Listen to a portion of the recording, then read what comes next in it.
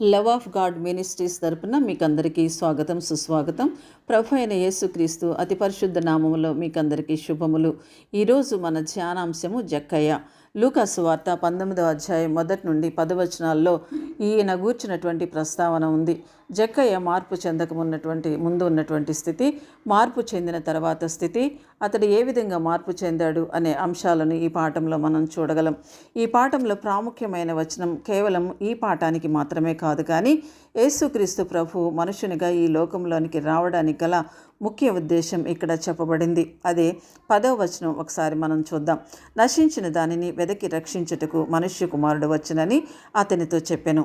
జక్కయ్య జీవితం నశించిపోతుంది అని మనకు అర్థమవుతుంది. ఈ పాఠం స్టార్టింగ్లో జక్కయ్య స్థితిగతులు ఏంటో చెప్పబడ్డాయి. అతడు ఒక సుంకపు గుత్తదారుడు. రెండవది, అతడు ధనవంతుడు. శారీరకంగా చూస్తే అతడు చాలా పొట్టివాడుగా ఉన్నట్లుగా మనం చూస్తాం. అంటే సంఘంలో కొద్దో గొప్ప పలుకుబడి ఉన్న వ్యక్తి ఈ జక్కయ్య. యేసుక్రీస్తు అసలు పరిచయమే లేనటువంటి వాడు. కానీ ఒకరోజు యేసు ఎరికో పట్టణంలో ప్రవేశించి దాని గుండా పోవచ్చున్నప్పుడు జక్కయ్య జీవితంలో ఒక గొప్ప సంఘటనే జరిగింది అని చెప్పుకోవాలి. యేసుక్రీస్తు చేస్తున్న అద్భుత కార్యాలే కానీ, సూచక్రియలనే గూర్చి కానీ, నిత్య జీవాన్ని గూర్చి ఆయన బోధిస్తున్న బోధనలను గూర్చే కానీ జక్కయ్య విని ఉంటాడు. ఈయనలో కూడా యేసయ్యను చూడాలి అనేటటువంటి ఆశ మాత్రం కలిగింది. ఎంత గొప్పవాడైతేనే కదా ఇలాంటి కార్యాలు చేయగలిగేది అని అతను తలంచి ఉండవచ్చు. అతనికి కేవలం యేసు ఎవరో అని మాత్రమే చూడాలని అనుకున్నాడు. అంతేగాని అతనితో మాట్లాడాలని కానీ, ఏదైనా సందేహాలు తీర్చుకోవాలి అని కానీ, లేకపోతే యేసుతో సంబంధ బాంధవ్యాలు పెట్టుకోవాలని కానీ అనుకోలేదు. ఒక చిన్న ఆశతో ఆయన బయలుదేరాడు. తీరా అక్కడికి వెళ్ళేసరికి ప్రజలు గుంపులుగా తండోపతండాలుగా ఉన్నారు. వేల కొద్ది ప్రజానికంలో తనకు క్రీస్తు కనీసం కనిపించే సమస్యే లేదు. బహుశా ఒక క్షణం ఆలోచించి ఉంటాడు. ఎలాగైనా ఆయన్ను చూడాలి, వచ్చిన వాడిని తిరిగి వెళ్ళకూడదు అని అనుకున్నాడు. అందుకే తనకు సంఘంలో ఉన్న పరువు ప్రతిష్టను, గౌరవ మర్యాదలను కూడా ప్రక్కన పెట్టి చిన్న పిల్లవాడిలా అక్కడ ఉన్న మేడు చెట్టు ఎక్కి కూర్చున్నాడు. ఒక్కసారి చూస్తే చాలు అన్నదే తన ఆశ, తపన. ఆశగల ప్రాణాన్ని తృప్తిపరిచే దేవుడు మన దేవుడు. జక్కయ్య హృదయంలో ఉన్న ఆశను ఆయన చూశాడు. బహుశా అక్కడ కొన్ని వేల మంది ప్రజలకు ఉండవచ్చు. అయినప్పటికీ జక్కయ్య యొక్క కోరికను తీర్చడానికి యేసయ్య నేరుగా ఆ మేడు చెట్టు దగ్గరికి వచ్చి నిలుచున్నట్లు మనం చూస్తాం. అప్పుడు జక్కయ్య యొక్క హృదయం చాలా సంతోషపడి ఉంటుంది. ఇప్పుడే జక్కయ్య ఊహించని సంఘటన మరొకటి జరిగింది. అదే యేసయ్య జక్కయ్య వైపు చూచి 5వ వచనం చూడండి ఒకసారి. జక్కయ్య, త్వరగా దిగుము, నేడు నేను నీ ఇంట ఉండవలసి ఉన్నదని అతనితో చెప్పాడు. మరి చూడండి, జక్కయ్య ఉన్నటువంటి ఆ చెట్టు దగ్గరికి రావటం మాత్రమే కాకుండా జక్కయ్య వైపు చూసి అతన్ని పేరు పెట్టి పిలిచి, నువ్వు త్వరగా దిగుము, నేడు నేను నీ ఇంట ఉండవలసి ఉన్నది అని చెప్తున్నాడు. అతనితో మాట్లాడటం మాత్రమే కాదు, కానీ నీ ఇంటికి నేను వస్తాను అని చెప్పేసి మరి ప్రభు మాట్లాడుతున్నట్లుగా మనం చూస్తున్నాం. ఇంతకంటే గొప్ప అవకాశం అతనికి ఏం కలుగుతుంది చెప్పండి జీవితంలో. అందుకే జక్కయ్య ఆలస్యం చేయకుండా 6వ వచనంలో చూసినట్లయితే అతడు త్వరగా దిగి సంతోషంతో ఆయనను చేర్చుకొనెను అని చెప్పబడిందనమాట. మరి ఎదురు చూడనటువంటి స్థితి, సంఘటన ఆయన జీవితంలో కలిగింది. తన దగ్గరకు, తన ఇంటికి వస్తానని చెప్పినటువంటి యేసుక్రీస్తుని మరి సంతోషంతో ఆయన మరి ఇంటికి ఆహ్వానించినట్లుగా మనం చూస్తాం.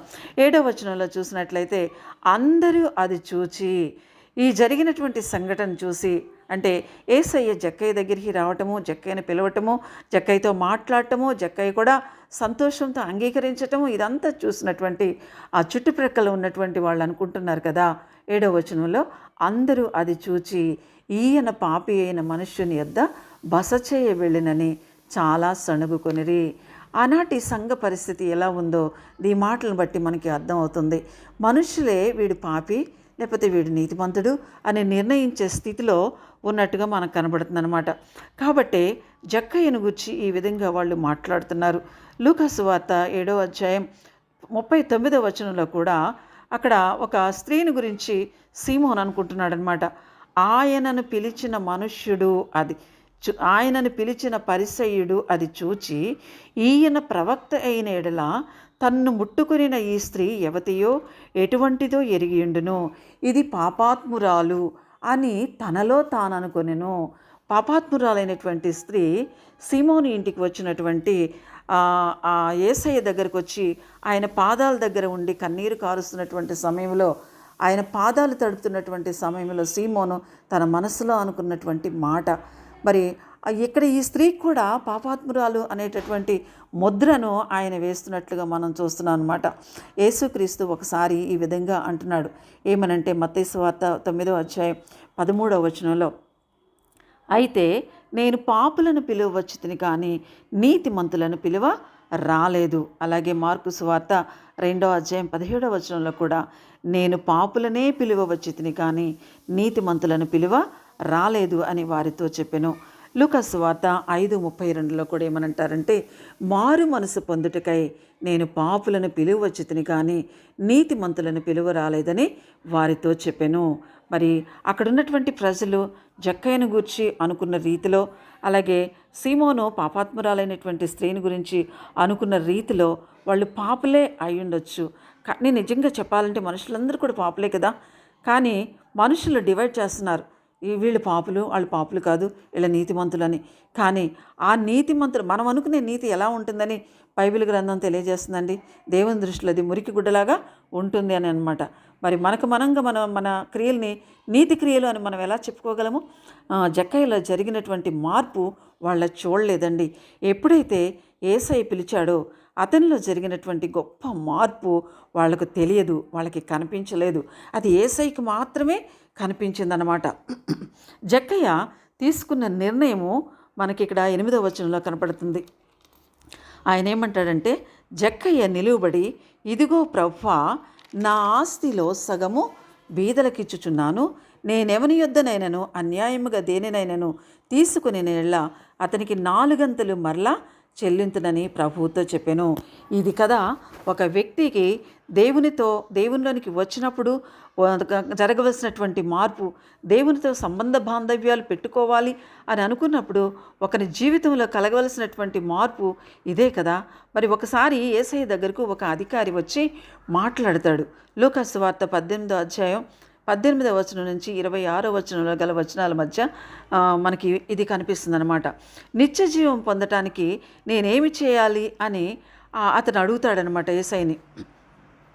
యేసయ్య కొన్ని మాటలు మాట్లాడిన తర్వాత 22వ వచనంలో అంటాడు కదా, ఏమనంటే, నీకింకా ఒకటి కొదువుగానున్నది, నీకు కలిగినవన్నీ అమ్మి బీదలకిమ్ము, అప్పుడు పరలోకమందు నీకు ధనము కలుగును, నీవు వచ్చి నన్ను వెంబడింపుమని అతనితో చెప్పాను.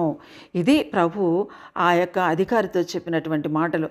ఆ యొక్క అధికారి నిత్యజీవం కొరకు ఆశపడి మరి దేవుణ్ణి సలహా అడిగినప్పుడు ప్రభు చెప్పినటువంటి మాటలు అన్నమాట.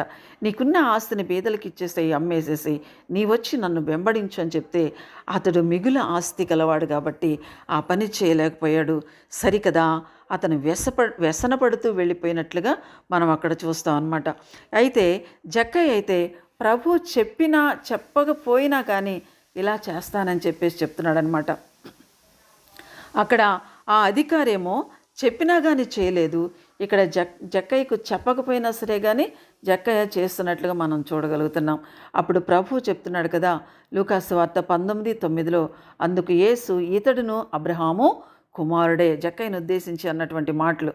అందుకు యేసు, ఇతడును అబ్రహాము కుమారుడే, ఎందుకనగా నేడు ఈ ఇంటికి రక్షణ వచ్చి ఉన్నది.